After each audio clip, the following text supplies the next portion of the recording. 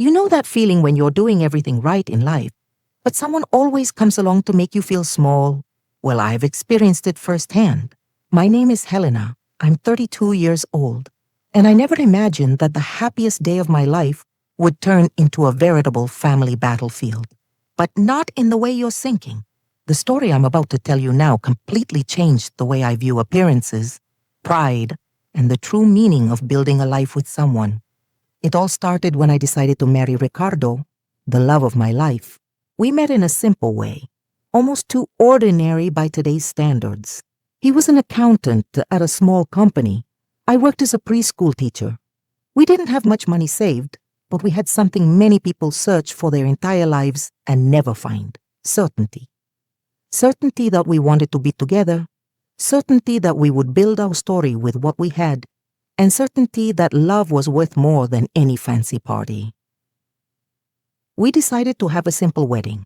We rented a modest venue in the neighborhood where I grew up, hired a basic but delicious buffet, and invited only the most important people in our lives.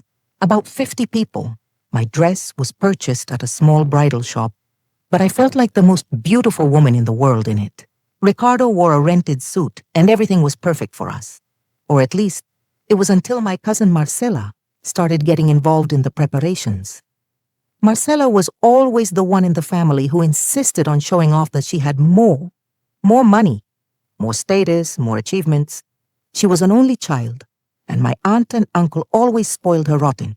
We grew up together, played together as children, but as we got older, the distance between our worlds grew.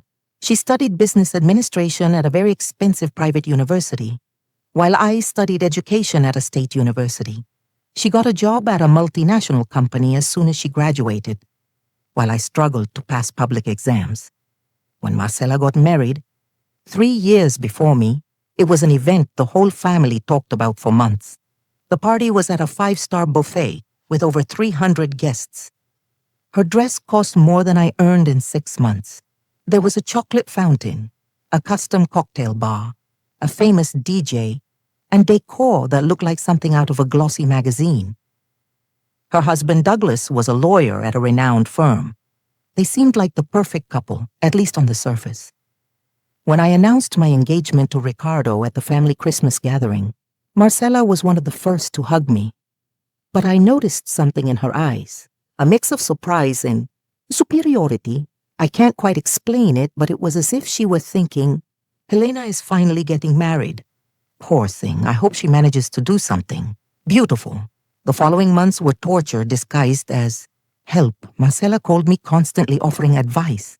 She said she knew wonderful vendors who could give me a special discount. When I mentioned I'd chosen a venue in the neighborhood, she'd wrinkle her nose and say, "Oh, Helena, are you sure? That place is so simple. People will notice." When I told her about the catering we'd hired, she sighed deeply and said, "Well, the important thing is that you're happy, right? Not everyone can have a big party."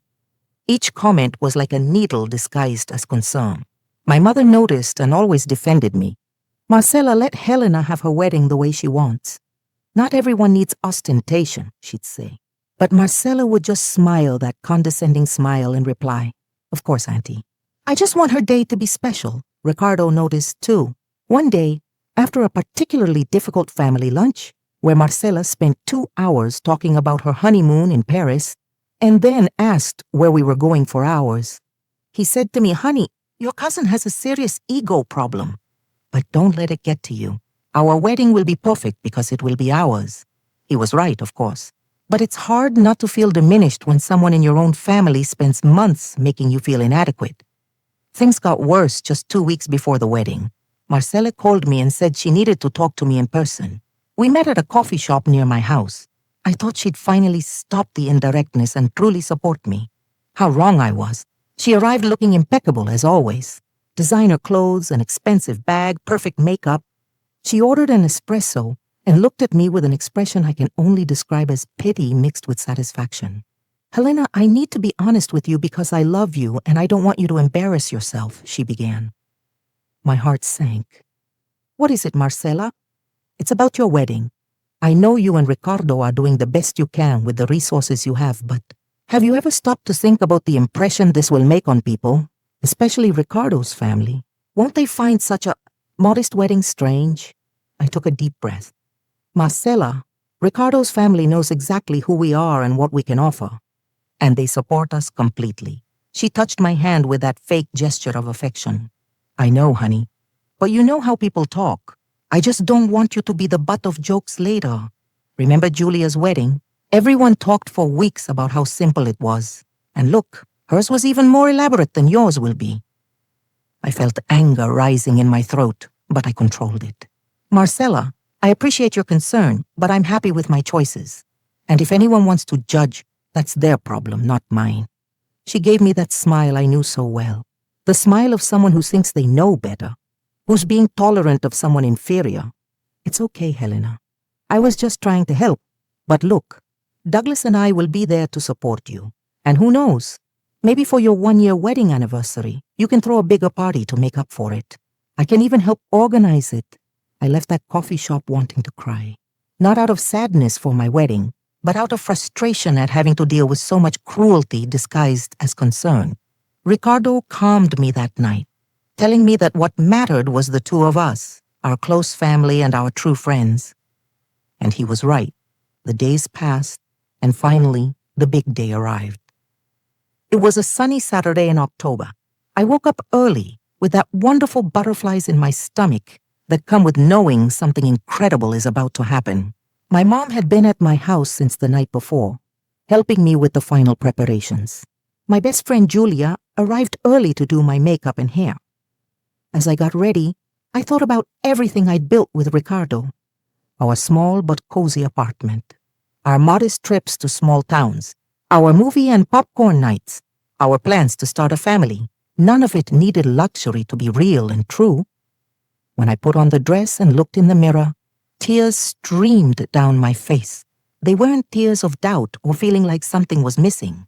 They were tears of gratitude for having found someone who loved me exactly as I was, without the need for masks or ostentation.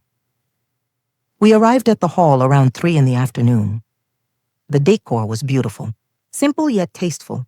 White and green flowers, candles, delicate lights. Everything was just as I dreamed. The guests began arriving and the joy was palpable. These were people who genuinely cared about us, who were there to celebrate love, not to evaluate the size of the party. Marcella and Douglas arrived around 4. She wore a flashy red dress, completely inappropriate for a wedding where the predominant colors were white and pastels. It wasn't exactly a wedding dress, but it was obvious she wanted to attract attention. Douglas stood beside her, smiling the smile of someone accustomed to always being in the spotlight. She came to greet me in the salon, where I was waiting to enter. "Oh, Helena, you look beautiful." And look, the salon is charming, very rustic, but it has its charm. She hugged me quickly and left, leaving an overly expensive perfume and a very poisonous comment in the air. The ceremony was perfect. Simple, emotional, genuine. When Ricardo said his vows, looking into my eyes with that sincerity only he possesses, I knew I'd made the right decision. It didn't matter what Marcella or anyone else thought. That moment was ours. The party started off smoothly. The buffet was delicious, the music was good, and people were dancing and chatting happily. I circulated among the guests, thanking each one for coming, feeling complete. It was then, around 7 o'clock at night, that everything changed. I was talking to my aunts when I saw a woman entering the salon. She was tall, dark-haired, and elegant, but there was something troubled in her expression. She was looking around as if searching for someone in particular. Our security guard at the entrance tried to approach her, but she walked right past, determined. My heart raced. Who was that woman? I didn't know her. Could she be some guest I'd forgotten? But the list was short. I knew everyone. The woman walked straight to where Marcella and Douglas were standing, near the dessert table. They were chatting with other guests, champagne flutes in hand, laughing in that performative way that vain people often do at parties. When the woman approached them, she said something I couldn't hear from where I was. But I clearly saw Douglas's expression change. He went pale. completely pale. Marcella frowned in confusion and glared at the woman. I started walking toward them, sensing something very wrong was about to happen. Other guests also began to notice the tension, and the music faded into the background as attention turned to the scene. "Douglas, did you really think you could keep pretending forever?" The woman's voice was loud enough for everyone around to hear. She pulled a folder out of the large bag she carried. "Or do you think your lies have no consequences?" Marcella stepped forward, placing herself between the woman and Douglas. "Excuse me, but who are you and what are you doing at my cousin's wedding?" The woman looked at Marcella with a mixture of pity and anger. "My name is Patricia, and I'm your husband's ex-wife. The ex-wife he never mentioned to you, I imagine." The silence that followed was deafening. It was as if time had frozen. Marcella looked at Douglas, expecting him to deny it, to say the woman was crazy, that there had been some mistake. But Douglas simply remained silent, his eyes fixed on the ground. "Ex-wife?" Marcella's voice was shaky. "Douglas, what is she talking about?" I was standing just a few feet away from them now, completely in shock. Ricardo appeared beside me, holding my hand. Other guests were approaching, forming a circle around the unfolding situation. Patricia opened the folder and began pulling out documents. "We were married for 7 years, Marcella. 7 years. We separated 4 years ago, but the divorce only came through 2 years ago. And do you know why I'm here? Because this man by your side owes me over 200,000 raise in unpaid alimony and division of assets that he hid during the process." Marcella staggered, literally staggered back. One of her friends grabbed her arm. "This can't be happening. Douglas, tell me this is a lie." Douglas finally looked up, and for the first time, I saw genuine fear in them. "Marcella, I can explain. This is more complicated than it seems." "Complicated?" Patricia gave a bitter laugh. "What's complicated is that you married her while hiding your entire previous life. What's complicated is that you embezzled money from the company where we worked together to finance your fake lifestyle. What's complicated is that you left me in debt while you flaunted a life of luxury with someone else." She tossed the documents onto the table next to her. They were official papers, contracts, bank statements. I could see it from where I was standing. This wasn't a bluff. It was real, terribly real. "I spent 2 years looking for you, Douglas," Patricia continued, and now there were tears in her eyes. 2 years trying to get what's rightfully mine. You moved cities, changed jobs, blocked all my contacts. But lawyers are persistent, and I finally found out where you were. And when I discovered you'd remarried without resolving anything with me, without paying what you owed, I decided it was time to put an end to this." Marcella was trembling. She looked at Douglas with an expression I'd never seen on her before. She was no longer that proud, superior cousin. She was a woman completely lost, betrayed, humiliated. "You lied to me. This whole time, you've been lying to me. Marcella, love, let me explain in private. This isn't the place for—" "The place?" Marcella shouted, and it was the first time I'd seen her completely lose her composure. "Do you think there's a proper place to find out my husband is a liar? That everything we've lived has been based on lies?" My mother approached me.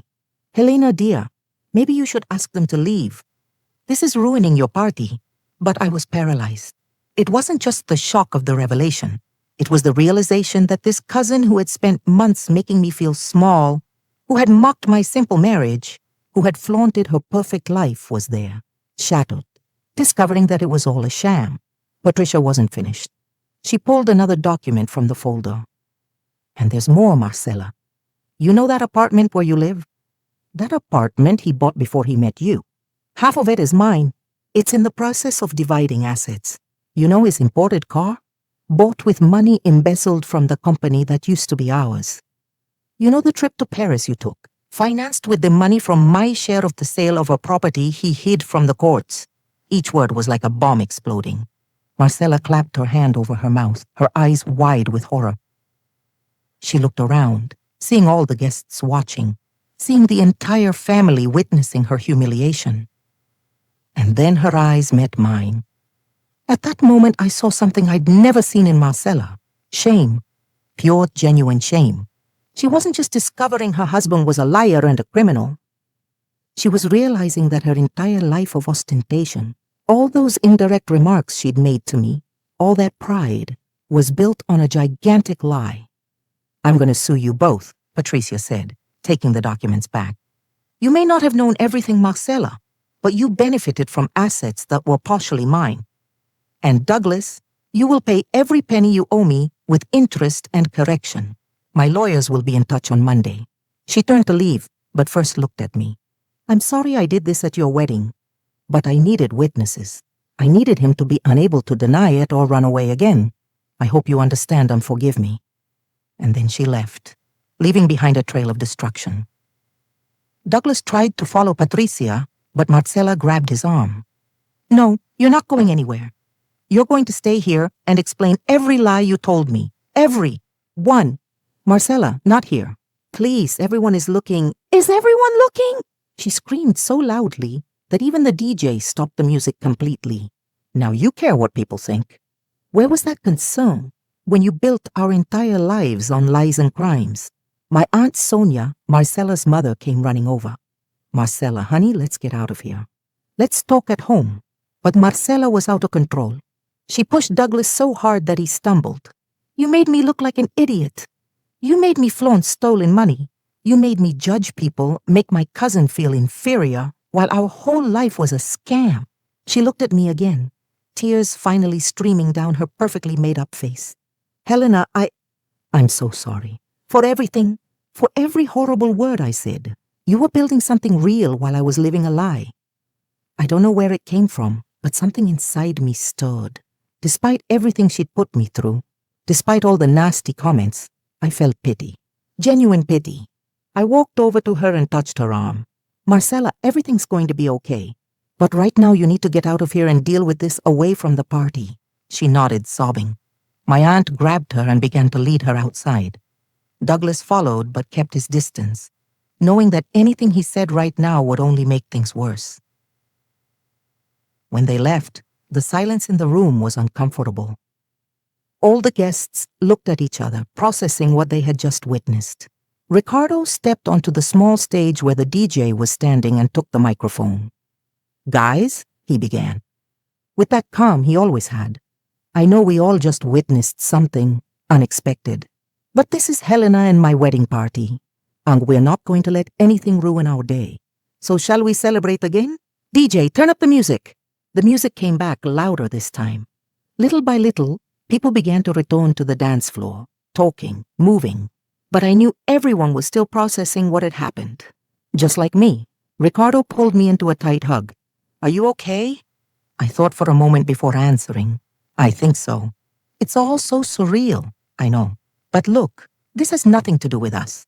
With our day, let's enjoy what's left of the party." He was right. But it was hard to simply go back to celebrating after that scene. My head was spinning with 1,000 thoughts. Marcella had been horrible to me, but finding out she was the victim of a scammer, that she had been deceived, manipulated, it was hard not to feel compassion. The party continued, but with a different energy. People danced, but chatted in small groups about what had happened. I heard snippets of conversation. Who knew Douglas was like this? Poor Marcella. She must be devastated. That woman was brave to come here. At least now we know that not all that glitters is gold. Around 10 o'clock at night, as the party was coming to an end, my mother came to talk to me. "Helena, your aunt called. Marcella is at home, completely distraught. She won't stop crying. Your aunt asked if you could call her or visit her tomorrow." I looked at my mother in disbelief. "Mom, she spent months humiliating me. And now she wants my support? I know, daughter, and I wouldn't blame you if you said no. But think about it. She just discovered that her whole life was a lie, that the man she loves is a criminal. She's alone right now, and despite everything she's done, she's family." I sighed deeply. My mother was right, as always, but I wasn't ready to deal with it right now. "I'll think about it tomorrow, Mom. Today is my wedding day. I need to focus on that." She nodded and hugged me. "You're a wise woman, Helena. And your marriage, even with everything that happened, was beautiful. Real. True. Don't let anything take that away from you." The party ended around midnight. Ricardo and I went to the hotel we'd booked for our wedding night. It was simple but comfortable. Lying in bed, still in our party clothes. We sat in silence for a few minutes, just processing everything. Do you think he knew she was going to show up? Ricardo asked. Who? Douglas? Yeah. Do you think he knew his ex was going to show up at our party? I thought about it. I don't think so. He looked so pale, so desperate. I think she really caught him by surprise. She must have found out about the wedding and decided it would be the perfect opportunity to confront him with witnesses. Clever, Ricardo commented. Cruel but clever. That way he can't deny anything, he can't run away. Yeah, and he even got the bonus of destroying the perfect image he built. Because now everyone knows who he really is. Ricardo turned to me. And you? How are you feeling about all this? About Marcela? It was the question I'd been avoiding asking myself. I don't know, love. It's complicated. Part of me wants to say she deserved it. That after everything she put me through, it's karma. But another part of me feels sorry. Because she may have been arrogant and mean, but she was deceived. She's married to a man who built their entire life on lies and crimes. You're so good, you know that? Ricardo said, kissing my forehead. Most people would be happy to see someone who humiliated them get humiliated back. But you still manage to empathize. I don't know if it's being good. I think it's just, realizing that life is already hard enough for us to be celebrating other people's pain, you know? Even when those people hurt us. We slept late that night, emotionally exhausted. The next day, a Sunday, my mother called early. Marcela had been up all night crying. Douglas had left the house and hadn't returned. She was alone, devastated, not knowing what to do. Ricardo encouraged me to visit her. You'll feel better if you at least try to help. I know you. If you don't do anything, you'll just keep thinking about it. He knew me too well. So, around 2 p.m, I got in my car and drove to Marcela's apartment. That apartment she flaunted so much that she had described in detail to her entire family that she used as a symbol of her success, and that I now knew was partly the result of a crime. When I arrived, my Aunt Sonia opened the door. Her eyes were puffy from crying. Helena, I'm so glad you came. She's in her room. She hasn't eaten anything since yesterday. I walked around the apartment. It was truly beautiful, well-decorated and spacious. But now everything felt empty and fake. I knocked on the bedroom door before entering. Marcela? It's me, Helena. Silence for a few seconds. Then a hoarse voice. Come in. I opened the door and what I saw broke my heart. Marcela was curled up on the bed, still wearing her red party dress, her makeup smeared across her face. She looked at me and fresh tears began to fall. Helena, you didn't need to come. After everything I did to you, I sat on the edge of the bed. Marcela, what happened yesterday was shocking for everyone, especially for you. I came because despite everything, you are my family, she sobbed. I was so horrible to you. I spent months making you feel small because of your marriage. And all the while, my entire life was a lie. A lie built on stolen money, on crime, on deceit. You didn't know, Marcela. But I should have known. She sat up, her voice desperate. How could I not have seen the signs? How could I not have realized something was wrong? He was always evasive about his past. He always changed the subject when I asked about previous relationships. And that story about him making very good investments to justify the money. How could I have been so stupid? You weren't stupid. You were tricked by someone who knew exactly what he was doing. He's a manipulator, Marcela. A criminal. She ran her hands over her face, ruining her makeup even more. You know the worst part? It's not even the money. It's the humiliation. Everyone saw it. My whole family, my friends, the people from work who were there. Everyone saw my perfect life crumble in a matter of minutes. And then she looked at me with a look of deep pain. And you know what I regret most? Making you feel bad about your marriage. Because your marriage is real, Helena. It's built on true love, honesty, and real values. And mine was built on lies from day one. You had everything that truly matters, and I had nothing. For the first time, I felt like I was seeing the real Marcela. Not the arrogant, competitive persona, but the vulnerable, wounded person beneath that facade. What are you going to do now? I asked. She shrugged, exhausted. I don't know. My lawyer has already contacted me. Apparently, I could be held responsible for some of the assets in my name, even though I don't know their origin. I could lose the apartment, the car, everything. And Douglas, he's gone. He's turned off his phone. He's not responding to messages. I think he's run away again. You'll be okay, I said, and I realized I really believed it. It'll be hard, it'll hurt, but you're stronger than you think. I don't feel strong. I feel like the dumbest person in the world. Marcela, look at me. I waited until she looked up. You were the victim of a crime, of manipulation. That doesn't make you stupid. It makes you human. And now you have the chance to rebuild your life, but for real this time. Without ostentation, without lies. With what's real. She nodded slowly as if she were beginning to process everything. Helena, I don't know if I can apologize for what I did. It was months of horrible comments, of making you feel inferior. I was motivated by envy, by ego, by this unhealthy need to always feel better than others. And look where it got me. I forgive you, I said, and realized it was true. Not because what you did was right, but because holding on to anger won't help either of us. And because I believe you can be better than this. She hugged me, and I felt her body shake with sobs. We stayed like that for a few minutes. Two cousins who had grown up together, drifted apart, and were now reconnecting in the most unlikely way possible. When I left Marcela's apartment that afternoon, my head was full of conflicting thoughts. On the one hand, I still stung from the months of humiliation she had inflicted on me. On the other, it was impossible not to feel compassion for someone going through that.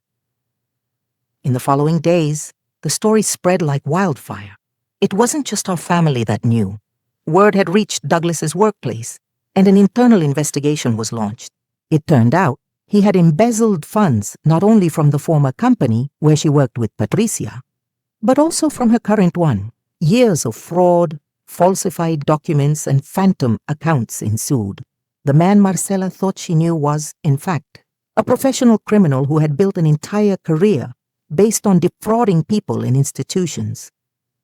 Patricia filed a lawsuit not only against Douglas but also requested the freezing of all assets held in Marcela's name, claiming they were the result of embezzled funds. The legal situation became a nightmare. Marcela had to hire expensive lawyers, give statements, and prove she knew nothing. It was a humiliating and exhausting process. Meanwhile, my life moved on. Ricardo and I returned from our honeymoon, a simple trip to a beach in the Northeast, but it was perfect for us. When we returned, Marcela's story still dominated family conversations. My mother kept me updated constantly. Douglas had fled the country. They discovered he had a fake passport and was hiding somewhere in South America. This further complicated Marcela's situation, as it meant she would have to deal with the legal consequences alone while he simply disappeared. 2 weeks after the wedding, Marcela called me. Her voice was different, softer, more humble. Helena, I know you've done a lot for me, but could you have coffee with me? I need to talk to someone who understands. We met at a small bakery near my house. When she arrived, I barely recognized her. No elaborate makeup, dressed simply, hair tied back in a basic ponytail. She looked 10 years older, but also strangely more real. Thank you for coming, she said, sitting across from me. I know you don't owe me anything. How are you? I asked. She gave a bitter laugh. Honestly, destroyed, but also clearer than I've been in years. It's weird to say, but I think I needed everything to fall apart for me to see who I really was. She told me everything that had happened in the last few weeks. The apartment was being sold to pay off part of the debt. The car had already been repossessed. The expensive jewelry, the luxury furniture, everything was being inventoried and appraised. She would have to move back in with her parents temporarily. You know what's funny? She said, stirring her coffee. I worked at the multinational company, earning well. I didn't need Douglas's money to live comfortably, but he always insisted I save my salary, that he would take care of the bigger expenses. I thought it was generosity that he wanted to spoil me. In reality, he was using me to launder money. He put assets in my name to hide the lawsuit with Patricia. Are you able to prove that you knew nothing? I'm trying. My lawyers are building the case, showing that I was deceived as much as anyone else. But I still might lose everything. And you know what? I think I deserve it. Marcella, you don't deserve— No, Helena. Let me finish. She took a deep breath.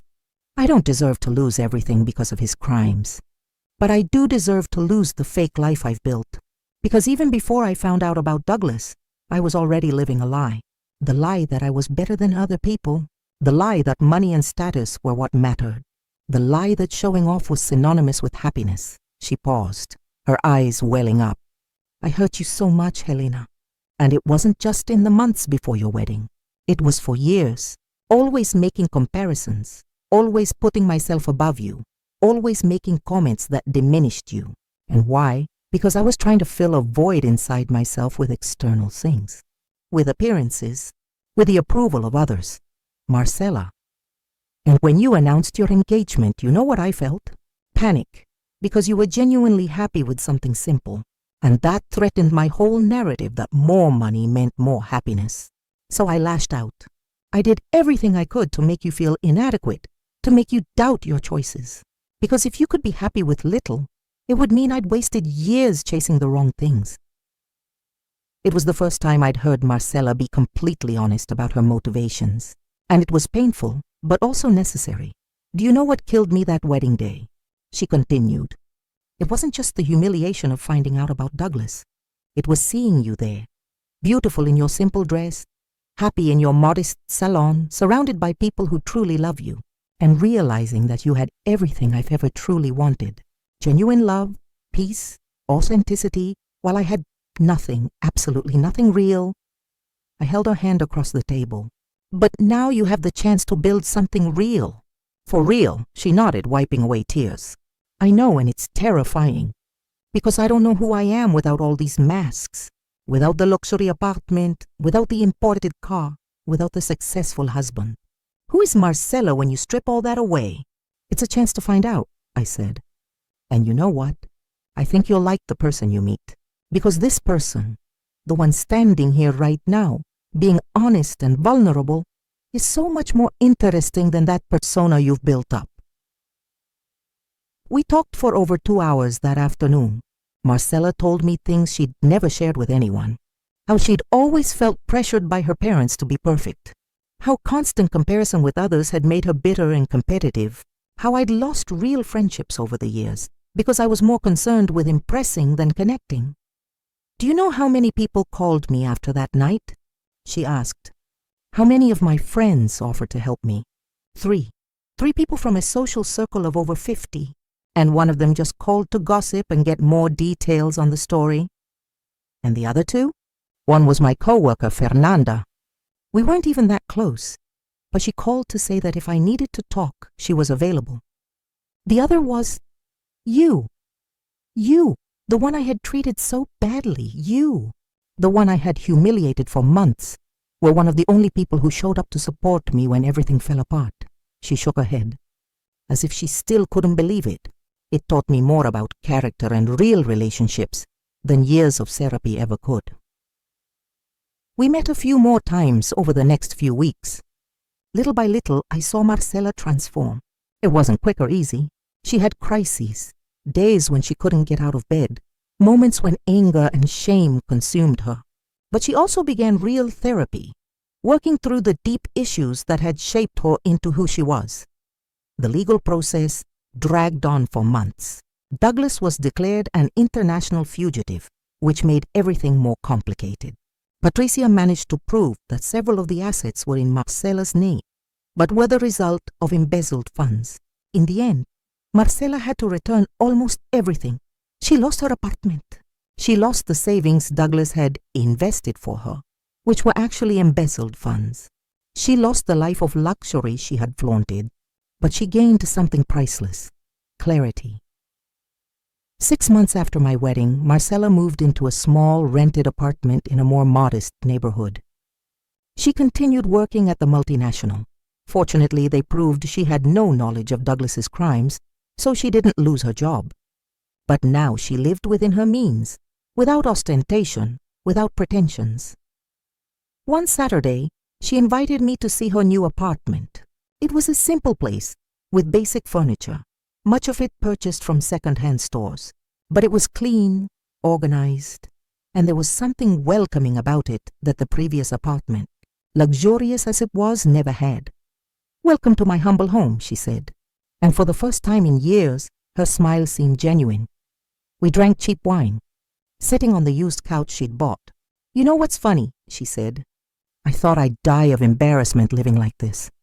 I thought I wouldn't be able to look at people after losing everything. But actually, I feel freer than I have in years. Why? Because I don't have to keep up appearances anymore. I don't have to pretend. I don't have to compete. This is all I can have right now, and it's okay. More than okay. It's real. It's mine. It's honest." She showed me photos she'd put on the fridge. Old photos from our childhood, from when we were truly close. I was looking at these photos the other day and realized I was happier at 10, playing dolls with you at Grandma's house, than I've been in the last 5 years with all that money and status. "We don't buy the really important things," I said. "Exactly.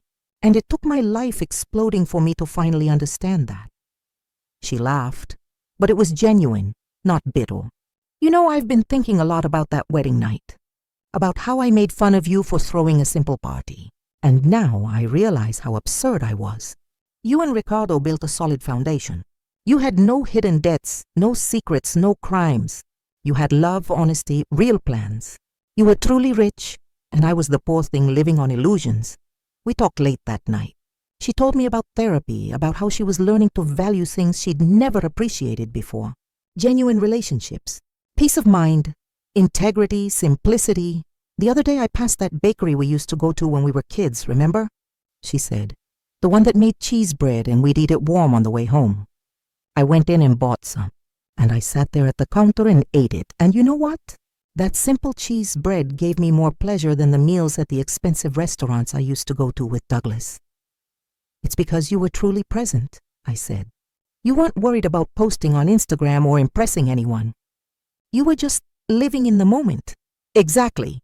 She slapped the table excitedly. "That's it. I spent years documenting my life for social media instead of actually living it. Everything had to be photographed, captioned, liked. But in the end, that wasn't life. It was performance." Marcella's transformation continued in the following months. She began volunteering at an NGO that helped women who were victims of domestic and financial violence. She used her own experience to help other women who had been deceived or manipulated. "It's strange," she told me during one of our weekly coffees, which have become a tradition. "I spent years trying to build an image of success. And now, when I tell my story of failure, of how I was deceived and lost everything, that's when I can truly help people. My vulnerability has become my strength." She also began rebuilding family relationships she had neglected. She began visiting my mother regularly, helping her with the groceries and keeping her company. She reconnected with cousins she had neglected because they were not her level. She apologized to people she had hurt with her arrogance. "You know what's liberating?" she told me one day. "Admitting you were wrong. Simply saying, 'I was an arrogant idiot and I'm sorry.' People are so surprised, so disarmed, that most forgive instantly. And even those who don't, at least you did your part. As for Douglas, he remained a fugitive. Rumors swirled that he was in Paraguay. Others said he was in Bolivia. Marcella had accepted that she would probably never receive any explanation or closure from him, and that was okay. 'He did me a favor, you know,' she once said. 'If that night hadn't happened, I would have continued that false life indefinitely.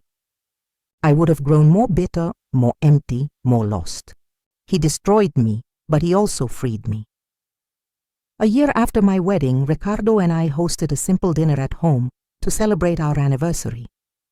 We invited close family and a few friends. Marcella was among the guests. She arrived with a modest gift, a plant in a simple pot. 'For your home,' she said. 'Nothing fancy, but it's something alive that will grow with you.' During dinner, someone raised a toast. 'To the strongest couple I know, Helena and Ricardo, may you continue to be an example of true love.' Marcella raised her glass and added, 'And thank you for showing me that true love doesn't need a stage or an audience. It just needs to be real.' Later, after some guests had left, Marcella helped me wash the dishes. Ricardo was in the living room talking to my father. It was an ordinary, domestic, unglamorous moment. But there was something special about it. "Helena," Marcella said, drying a plate. "I'll never stop thanking you for not abandoning me that day. You could have celebrated my downfall. You could have turned your back and told me I deserved it. But you didn't, and that changed everything for me. We've always been family, Marcella, even in difficult times. I know, but I'd forgotten what that meant.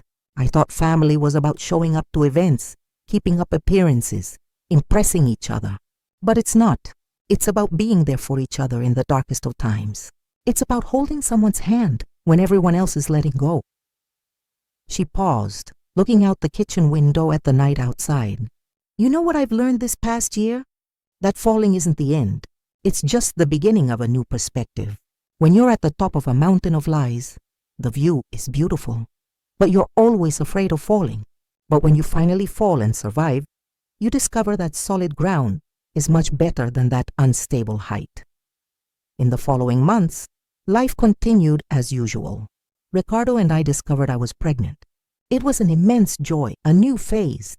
Marcella was one of the first people we told, and she cried with genuine happiness. "Can I be a step-aunt?" She joked, but there was seriousness in the question. "Of course you can," I said, "and you'll be an amazing aunt," and she was. When my daughter was born, Marcella was there at the hospital, not with expensive or extravagant gifts, but with her presence, her support, her love. She offered practical help, making meals, taking care of the house, holding the baby so I could sleep. Simple but invaluable things. One day, as Marcella held my daughter in her arms, she looked at me and said, "You know, I used to think I'd have kids when I had the perfect house, the perfect car, the perfect life. But now I realize there's no perfect time. There's only the right time for those who are ready. And you were ready because you had the essentials, love and honesty." 2 years have passed since that memorable wedding night. 2 years since Marcella's life imploded in the middle of my reception. And looking back, I can say it was one of the most important moments for all of us. For me, because it taught me about empathy and forgiveness. It taught me that sometimes the people who hurt us are fighting battles we can't see, and that offering grace to someone who doesn't deserve it is one of the most powerful things we can do. For Marcella, because it was the awakening she needed. Painful, humiliating, devastating, yes, but also necessary. She herself says that was the night her true life began. And for our family, because it showed us that material things are temporary, but character is eternal. That ostentation can mask a profound emptiness, while simplicity can shelter true richness. Marcella now has a new boyfriend. He's a history teacher, earns a modest income, and lives in an apartment even smaller than hers. And she's never been happier. He knows me without masks, she told me. He knows my whole story, all my mistakes, all my flaws, and he loves me anyway. That's far more valuable than any diamond Douglas ever gave me. As for Douglas, he was eventually arrested 2 years later. He tried to enter Argentina with a false passport and was detained. He is awaiting extradition, facing multiple criminal charges. Marcella feels no anger toward him, nor pity, just a kind of peaceful indifference. He's the past, she says. A closed chapter. Interestingly, Patricia also contacted Marcella months later. She apologized for having made such a public confrontation at my wedding. She explained that she was desperate and needed witnesses. The two ended up developing an unlikely friendship, bonded by the experience of having been deceived by the same man. Life has these ironies, Marcella commented when she told me about her friendship with Patricia. The woman who blew up my life became one of my best friends, because she understands what I've been through like no one else. Today, when I look back and think about that wedding night, I no longer feel the initial turmoil. I don't feel angry that my party was ruined. In fact, I feel gratitude. Gratitude, because that chaotic moment ended up revealing important truths. It ended up saving Marcella from a life of lies. It ended up bringing our family closer together. People always ask me if I regret helping Marcella after everything she did to me. And my answer is always the same, no. Because helping someone isn't about whether they deserve it or not. It's about who you choose to be. And I choose to be someone who lends a hand, even when it's hard. Ricardo always says that night was one of the most important things that happened in our married life. It was a test, he explains. A test of how we deal with chaos, with drama, with situations beyond our control. And we passed because we didn't let it ruin our day. We chose to focus on what really mattered. He's right. Because in the end, our marriage wasn't ruined. It was just intensified. It gained a story. A real, imperfect human story. Much more interesting than a perfect party without a single problem. And what about the main lesson in all this? I think it's simple yet profound. Appearances can be deceiving, but character never lies. Marcella spent years building a facade of success, flaunting a life she thought would make her happy. But that life was hollow, empty, built on lies. And when it all fell apart, she discovered that what truly matters can't be bought, can't be flaunted on social media, can't be measured in square footage or diamond carats. What matters is being able to look in the mirror and recognize who you see. It's having relationships based on truth, not convenience. It's building a life you don't need to hide or lie about. It's having peace of mind, knowing you don't owe anyone anything, that you're not deceiving anyone, that you're living according to your true values.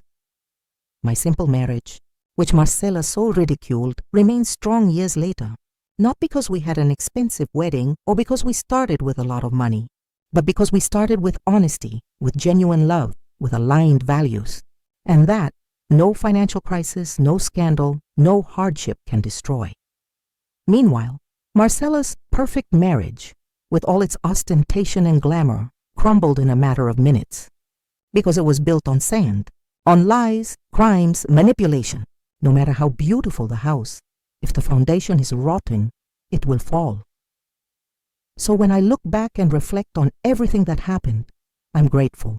I'm grateful for having a simple marriage based on true love. I'm grateful for having learned the importance of forgiveness and empathy. I'm grateful for having seen my cousin transform from a bitter and arrogant person into someone humble and genuine. And I'm grateful for having learned, in the most dramatic way possible, that the value of our lives is not in what we show to others, but in what we build when no one is looking. True wealth isn't found in bank accounts or material possessions. It's waking up next to someone you love and who truly loves you. It's having a family who supports you through difficult times. It's being able to sleep soundly, knowing you don't owe anyone anything, that you're not living a lie, that you're being authentic, and that, my friends, no one can take away from you. No matter what happens in life, no matter how many ex-wives come forward with evidence of crimes, no matter how many apartments you lose, if you have integrity, you have everything. So if you're watching this and you relate in any way, let me ask you a question. Are you building your life on solid foundations or on appearances? Are you living according to your true values or trying to impress people who deep down don't really care about you? Because life has a way of revealing the truth eventually. And when it does, you'll want to make sure you've built something real, something true, something that can weather the storm. My cousin learned this the hard way, but she learned, and today she's a much better, happier and more real person than she was when she had everything she thought she wanted. Sometimes losing everything is the first step to gaining what really matters. Have you ever been in a situation where appearances proved deceiving? Have you ever had to choose between maintaining a facade or living in truth? Tell me in the comments. I'd love to hear your story. And if this video touched you in any way, if it made you reflect on your own choices, please like it, subscribe to the channel, and share it with someone who needs to hear this message. Because at the end of the day, we all need that reminder every now and then. What really matters isn't what we show, but who we truly are. Until the next video. And remember, always be authentic. Always be true. Always be you.